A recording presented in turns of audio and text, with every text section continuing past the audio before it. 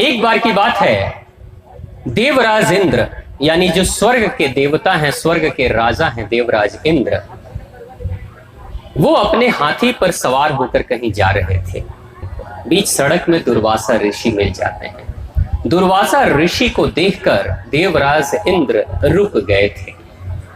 प्रणाम किया था दुर्वासा ऋषि को, चरण स्पर्श किया था।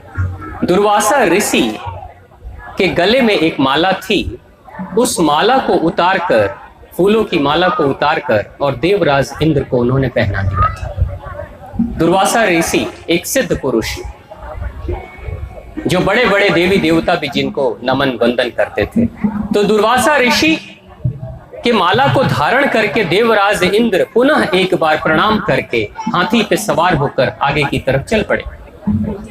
देवराज इंद्र वो देवता हैं, स्वर्ग के वो राजा हैं जिनके पास मणि माणिक्य हीरे मोती सभी तरह के दुनिया के जितने भी बहुमूल्य रत्न हैं सब कुछ उनके पास है, किसी चीज की कमी नहीं है। यानी इस धरती पर तीनों लोक में जितनी भी अच्छी खूबसूरत चीजें हैं, महंगी और कीमती चीजें हैं, सब कुछ उनके पास उपलब्ध है। देवराज इंद्र को लगा कि मेरे गले में तो पहले से मणि माणिक्य और अनमोल रत्न जड़े हुए हैं, मालाओं में मेरे मुकुट में सभी कुछ पड़े हैं, ऐसे में एक साधारण से फूलों की माला को मैं क्या ग्रहण करूं, इससे मेरी गले की शोभा कम हो रही है। देवराज इंद्र के मन में यह भाव आया। देवराज इंद्र उस माला को निकालते हैं, फूलों की माला को निकालते हैं और चलते हुए हाथी के मस्तक पर फेंकते हैं। हाथी के मस्तक से वो माला टकराते हुए हाथी के सूंड में जाकर फंसता है और बाद में सूंड से भी नीचे लटक कर जब माला गिरता है तो हाथी के पैरों से माला कुचला हुआ जाता है, यानी कुचल दिया जाता है उस माला को।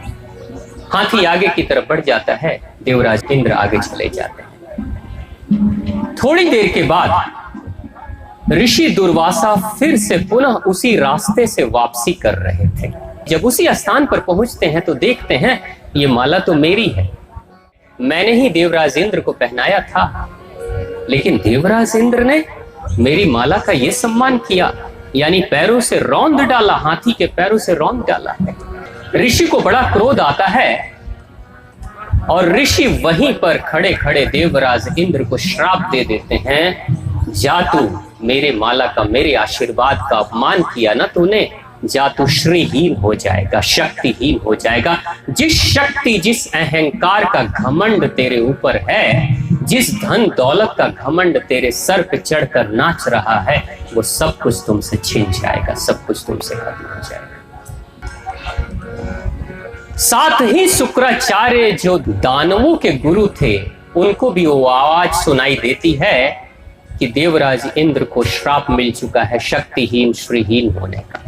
दुर्वासा ऋषि के इस श्राप को, जो अकाट्य श्राप था जिसको कोई टाल नहीं सकता था, उस आवाज को, उस वाणी को सुनकर, उस श्राप को जानकर शुक्राचार्य जी तुरंत असुरों को, राक्षसों को, दानवों को बुलाते हैं और कहते हैं देखो शुभ घड़ी आ गई है, यही शुभ घड़ी है, शुभ घड़ी आ गई है।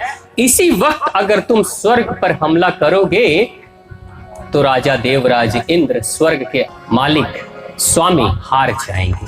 यानी कि उनको श्राप मिला है शक्तिहीन होने का, यानी शक्ति क्षीण हो गई है, शक्ति खत्म हो गई है। इस समय अगर तुम हमला करोगे तो वो हार जाएंगे। ठीक उसी समय दानवों ने, राक्षसों ने हमला किया था और ठीक कुछ ही पल के अंदर देवराज इंद्र पराजित हो गए थे और स्वर्ग पर दानवों का राज हो गया था, स्वर्ग पर दानवों का आधिपत्य स्थापित हो गया था। तो भागते फिरते थे, इधर उधर रहते थे, झाड़ियों में, कंदराओं में, पहाड़ों में इधर उधर घूमते रहते थे। लेकिन राक्षसों के अत्याचार से धीरे धीरे धीरे धीरे तीनों लोग त्राहिमाम त्राहिमाम कर रहा था। अंत में जब कोई रास्ता नहीं मिला तो उसी समय सभी जाते हैं, देवराज इंद्र के साथ सभी जाते हैं भगवान विष्णु के पास। भगवान विष्णु से प्रार्थना करते हैं, हे प्रभु आप ही कुछ करो, हे प्रभु आप ही कुछ करो, हम तो शक्तिहीन हो चले हैं। तो उन्होंने कहा था कि समुद्र मंथन करना पड़ेगा, कहा था समुद्र मंथन करना पड़ेगा, समुद्र के मंथन से अमृत निकलेगा और उस अमृत को पीकर तुम सभी एक बार पुनः शक्तिशाली हो जाओगे, और जब तुम शक्तिशाली हो जाओगे तो राक्षसों को तुम पराजित कर दोगे और फिर से तुम्हारा स्थान एक बार सुरक्षित हो जाएगा स्वर्ग लोक। तो उन्होंने कहा कि अगर समुद्र मंथन करना है तो समुद्र मंथन क्या अकेले हम लोग कर पाएंगे? तो भगवान विष्णु ने कहा था नहीं, दानवों की शक्ति और देवताओं की शक्ति जब दोनों मिलेगी तभी समुद्र मंथन हो सकता है। इसलिए जाओ और दानवों राक्षसों से मिलो, बात करो और उनसे कहो कि हम सभी मिलजुल कर समुद्र मंथन करेंगे, और समुद्र मंथन के बाद जो अमृत मिलेगा उस अमृत का सेवन हम सभी करके हम सभी अमर हो जाएंगे। यानी कि राक्षस भी अमर हो जाएंगे, देवता भी अमर हो जाएंगे। जैसे ही ये प्रस्ताव दिया था देवताओं ने, राक्षस तुरंत से तैयार हो गए थे, क्योंकि राक्षसों को पता था कि अमर तो होना है, वो तो चाहते थे अमर होना।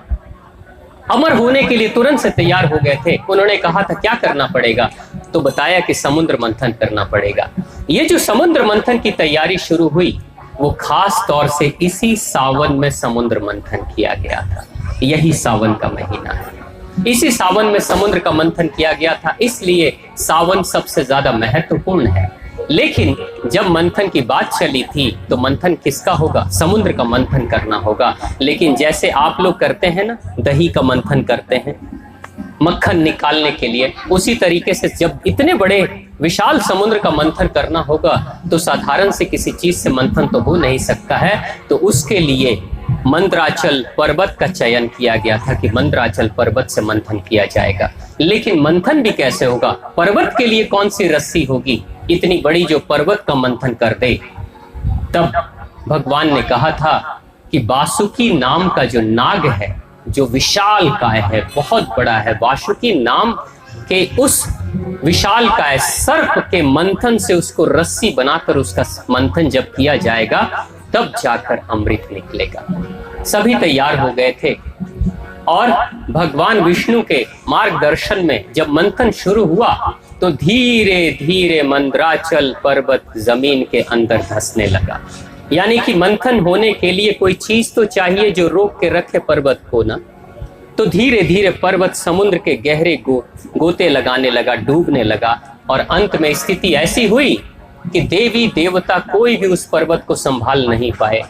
तो भगवान विष्णु आते हैं और कहते हैं मुझी को संभालना पड़ेगा। भगवान विष्णु ने कच्छप अवतार लिया था, कछुए का अवतार लेकर अपने पीठ पर पर्वत को बिठाया था, खुद समुद्र के नीचे चले गए थे और पीठ पर रखा था, और तब मंथन होना शुरू हुआ था।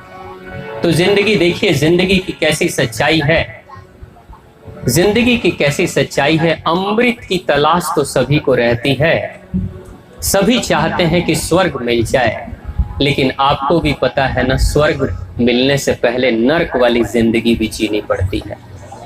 एक माँ बनकर बहुत खुश होती है, लेकिन एक माँ को माँ बनने से पहले नर्क की यातना झेलनी पड़ती है एक बच्चे को जन्म देने के लिए। ये सभी को पता है ना। डॉक्टरों का तो ये भी कहना है कि एक माँ जब एक बच्चे को जन्म देती है तो लगभग 20 हड्डियों के टूटने जैसा दर्द होता है उसके शरीर में। यानी स्वर्ग जैसा बालक मिलने से पहले नर्क की यातना माँ को झेलनी पड़ती है, तब जाकर स्वर्ग की खुशी मिलती है। अमृत तो सभी को चाहिए था, सारे देवी देवता राक्षस गण सब तैयार हो गए अमृत के लिए। लेकिन जैसे ही मंथन होना शुरू हुआ सबसे पहले विष ही निकला था। सबसे पहले क्या निकला? विष निकला। और विष कैसा? साधारण विष नहीं, जहां उसकी बूंदे गिर जाए वहां आग लग जाए, सब कुछ तहस नहस हो जाए। अगर वो विष इस धरती पर गिर जाता तो पूरी धरती तबाह हो जाती, खत्म हो जाती। ऐसा विष था। देवी और देवता सभी के सभी अमृत लेने के लिए तैयार थे, लेकिन विष को कौन लेगा? विष के लिए सबने इनकार कर दिया था, हमें विष नहीं चाहिए, हमें विष नहीं चाहिए। अंत में अब विष निकल गया तो शर्त ये थी कि मंथन के बाद जो निकलेगा, मंथन के बाद जो निकलेगा उसे किसी न किसी को ग्रहण करना ही होगा। ऐसा नहीं कि मंथन कर रहे हैं कुछ भी निकल जाए ले या छोड़ दें, ऐसा नहीं। अगर कुछ निकल गया मंथन के बाद तो आपको लेना ही पड़ेगा, चाहे वो विष हो चाहे अमृत हो, ये शर्त थी। लेना ही पड़ेगा किसी न किसी को। अब देवता भी इनकार कर देते हैं, हमें नहीं चाहिए विष। दानव भी इनकार कर देते हैं, हमें नहीं चाहिए विष। तो विष का क्या होगा? क्या ये पूरी सृष्टि तबाह हो जाए, जलकर भस्म हो जाए, प्रलय आ जाए उस विष को छोड़ देने मात्र से? तो वैसे स्थिति में क्या होगा? तो भगवान शिव शंभु को बुलाया गया। प्रेम से बोलिए भगवान शिव शंभु की, मां पार्वती की। भगवान शिव शंभु को बुलाया गया था। भगवान शिव शंभु आए थे और भगवान शिव शंभु को सभी देवी देवता और दानवों ने प्रार्थना की थी, हे प्रभु आप ही इस हलाहल विष को स्वीकार करो, आप ही इस हलाहल विष को स्वीकार करो। मानव के कल्याण के लिए, सृष्टि के कल्याण के लिए, पृथ्वी के कल्याण के लिए, सभी लोगों के कल्याण के लिए भगवान शिव शंभु ने उस हलाहल विष को पीने की तैयारी कर ली थी। हलाहल विष के प्याले को जैसे ही अपने हाथ में लेकर वो पीने जा रहे थे, ठीक उसी समय मां भगवती वहां उपस्थित हो जाती है और मां भगवती कहती है, हे शिव शंभु आप ये क्या कर रहे हो? मां भगवती कहती है, हे शिव शंभु आप ये क्या कर रहे हो? भगवान शिव शंभु कहते हैं, हे देवी मैं इस हलाहल विष का पान कर रहा हूं। ये हलाहल विष अगर मैं स्वीकार नहीं करूंगा, इसे ग्रहण नहीं करूंगा, तो हो सकता है सारी सृष्टि तबाह हो जाए, सारी सृष्टि खत्म हो जाएगी, जलकर भस्म हो जाएगी। मां भगवती ने पूछा था कि हे प्रभु, हे मेरे स्वामी, मैं आपकी अर्धांगिनी हूं, मैं आपकी अर्धांगिनी हूं, जरा ये तो बताओ कि अगर इस विष का सेवन आप करोगे तो आपका नाश हो सकता है, लेकिन मेरा स्थान कहां है आपके अंदर? मां भगवती ने पूछा कि मेरा प्रभु मेरा स्थान कहां है आपके अंदर? तो भगवान शिव शंभु ने कहा था, देवी आपका स्थान तो मेरे हृदय में है, देवी आपका स्थान तो मेरे हृदय में है। मां भगवती ने कहा कि प्रभु जब कंठ से विष ग्रहण करोगे तो देर सवेर कभी न कभी वो विष हृदय में भी तो पहुंचेगा, तो फिर मेरा क्या होगा? जब वो स्थान नष्ट हो जाएगा तो मैं कहां रहूंगी उसके बाद? भगवान शिव शंभु ने कहा था, देवी अगर ऐसी बात है तो मैं इस विष को हृदय तक जाने ही नहीं दूंगा, मैं इस विष को हृदय तक जाने ही नहीं दूंगा। भगवान शिव शंभु के पास एक ऐसा धर्म संकट था, अगर विष नहीं पीते तो सृष्टि तबाह हो जाती, खत्म हो जाती।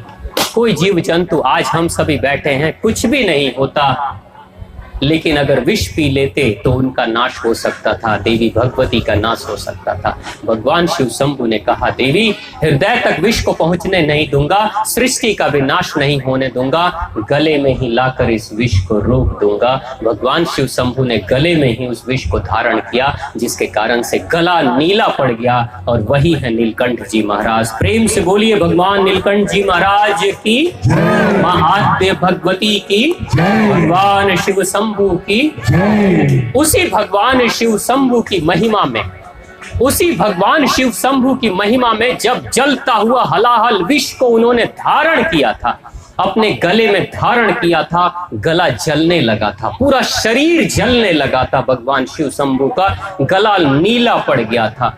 जैसे ही गला नीला पड़ा था उस हलाहल विष के कुप्रभाव से, ठीक उसी समय स्वर्ग के देवी देवता, सभी राक्षस गण, सभी गण गंधर्व, सब ने जल की बरसात करनी शुरू कर दी थी, जल अर्पण करना शुरू कर दिया था, क्योंकि अग्नि को शांत करने के लिए जल तो चढ़ाना पड़ेगा। जहां आग लगती है, जहां आग लगती है वहां तो पानी गिराना पड़ता है ना।